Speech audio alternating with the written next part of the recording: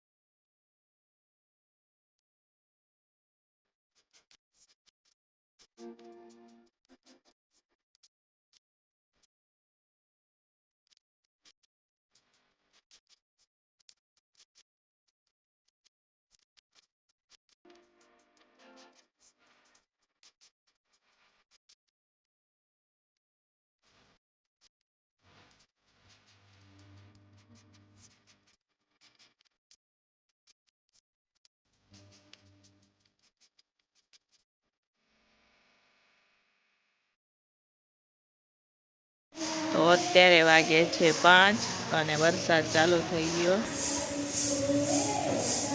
અને બાજુમાં મંદિર છે ને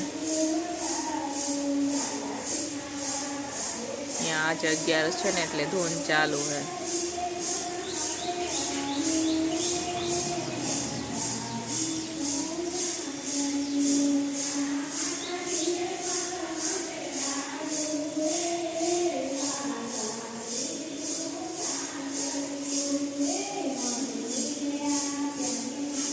હવે અત્યારે આપણે સાંજના રસોઈની પણ તૈયારી થાય છે અને અમારી ત્યાં ક્યારેક વરસાદ આવે ને ક્યારેક તડકો। બરાબર, તો અત્યારે તમે જોઈ શકો છો તડકો જેવું છે અને થોડીક વાર પહેલાં વરસાદ જેવું હતું। બરાબર, અને મંદિરે સામે આજે ધૂન ચાલે છે કેમ કે 11 છે ને એટલે અને અમારી ત્યાં રસોડામાં શાકની સીટીઓ વાગ થઈ ગઈ।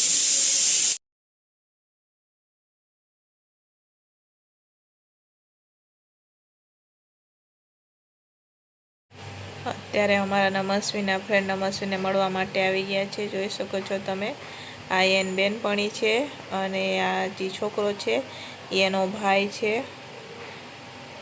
ઉન્નતિનો, એટલે એ બે મામાના ઘરે આવ્યા હશે એટલે મામાનું ઘર અહીંયા નજીકમાં જ છે એટલા માટે એ રમવા માટે આવ્યા છે।